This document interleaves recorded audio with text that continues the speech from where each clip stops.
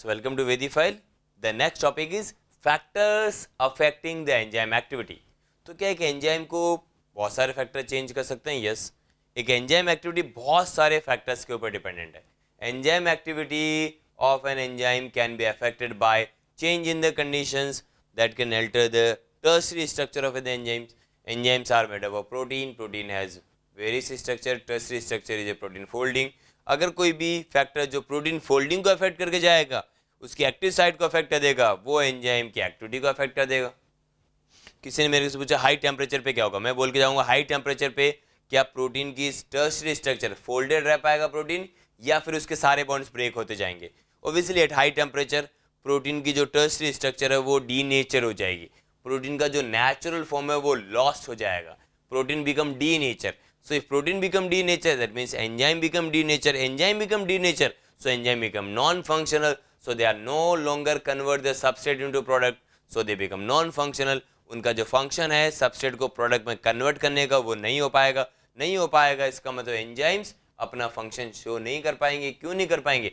क्योंकि उनके पास में एक्टिव साइट ही नहीं रही. क्यों नहीं रही उनके पास में एक्टिव साइट? क्योंकि एंजाइम्स डीनेचर हो चुके हैं. क्यों हो गए वो डीनेचर? क्योंकि आपने हाई टेम्परेचर दिया था. हाई टेम्परेचर से प्रोटीन्स डीनेचर हो जाएंगे, उसके अंदर जो एग्जिस्टिंग बॉन्ड्स है वो ब्रेक हो जाएंगे, उनकी स्ट्रक्चर लॉस हो जाएगी, जो नेचुरल फॉर्म है वो लॉस्ट हो गया. तो इसका मतलब active site lost. Active site loss मतलब सबस्ट्रेट आके बाइंड ही नहीं करेगा, प्रोडक्ट फॉर्मेशन नहीं होगा. इसका मतलब जैसे जैसे मैं टेम्परेचर इंक्रीज करता हूँ एंजाइम डीनेचर हो जाएंगे. अगर मैं टेम्परेचर लोअर करता हूँ तब भी एंजाइम डीनेचर हो जाएंगे. इसका मतलब क्या, एक एंजाइम एक पर्टिकुलर टेम्परेचर पर वर्क कर रहे हैं. यस, तो जैसे जैसे मैं टेम्परेचर इंक्रीज करता हूँ, पहले एंजाइमेटिक एक्टिविटी बढ़ रही है, ग्रेजुअली इंक्रीज एंड अब एक ऑप्टिमम टेम्परेचर के ऊपर मैक्सिमम एक्टिविटी है. After there is a decline in the activity. What about pH? Say protein is made up of amino acid. Amino acid are positive और negative charge. So that means if you are changing the charge in the surrounding, that means you are changing the pH. That means जो पहले buffer concentration acidic था, high H plus ion concentration था, अब आप उसको basic करने जा रहे हैं. दैट मीन्स आप चेंज करने जा रहे हैं H प्लस आयन कॉन्सेंट्रेशन को, आप इंक्रीज करके जा रहे हैं OH ion concentration. That means you are changing the charge in the environment. So protein, the charge on protein depends upon the pH. So if the charge is changed, the 3D structure or the tertiary structure of the protein is changed. That means active site is changed.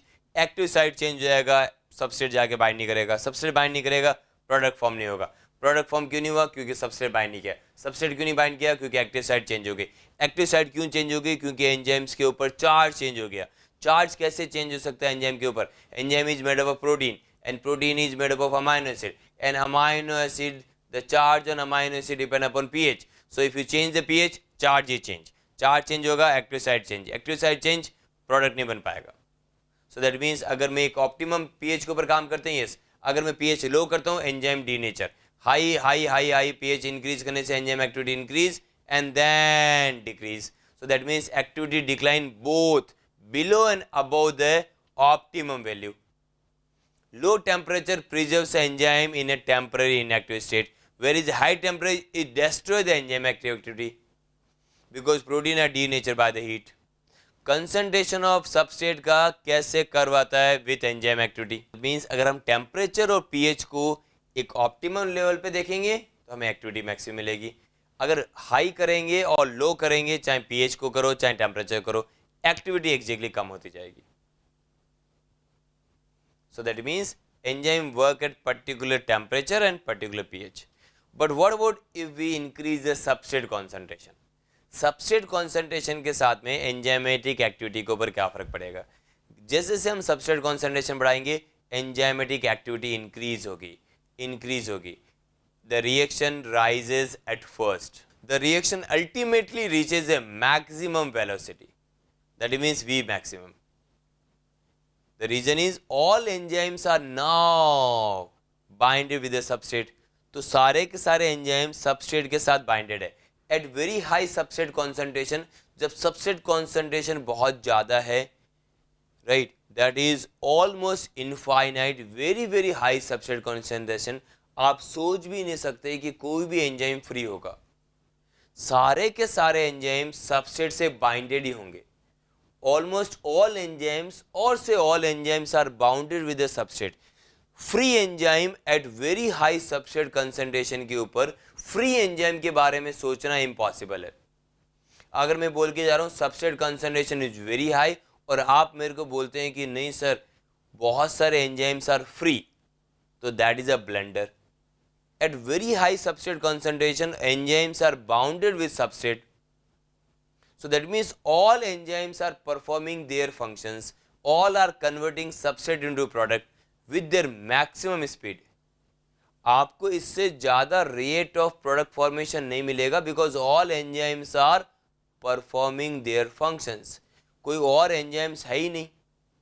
So that means substrate concentration बढ़ाने से पहले in the very beginning, at first rate of reaction increase होगा, but थोड़ा time बाद में rate of reaction में saturation आ जाएगा.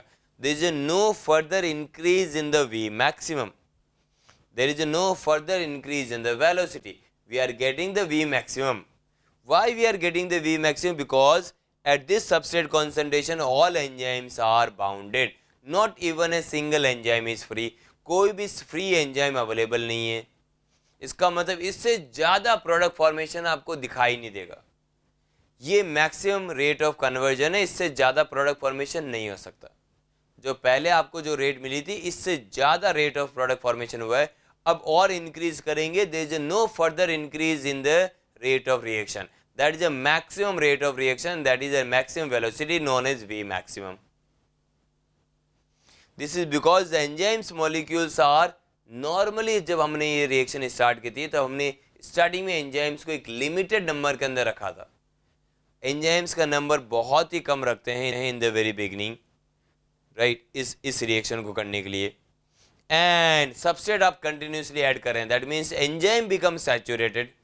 एंजाइम्स बोल के जा रहे हैं they are getting too much substrate. There is no free enzymes, no free enzyme molecules that can bind with the additional substrate molecules. free तो सोच ही नहीं सकते हैं. The activity of enzyme is also sensitive to the presence of specific chemical that bind to the enzymes. बहुत सारे ऐसे chemicals हो सकते हैं जो exactly enzyme के साथ जाके bind करते हैं और enzymic activity को inhibit कर देते हैं. हम ऐसे inhibitions को बोलते हैं competitive inhibitions. In competitive inhibitions, inhibitor binds with the enzymes at the same site where substrate binds. That means inhibitor binds with the active site only. अब वो साइट जहाँ पे सबस्ट्रेट आके बाइंड करना चाहिए वहाँ पे इनहिबिटर आके बाइंड कर गया.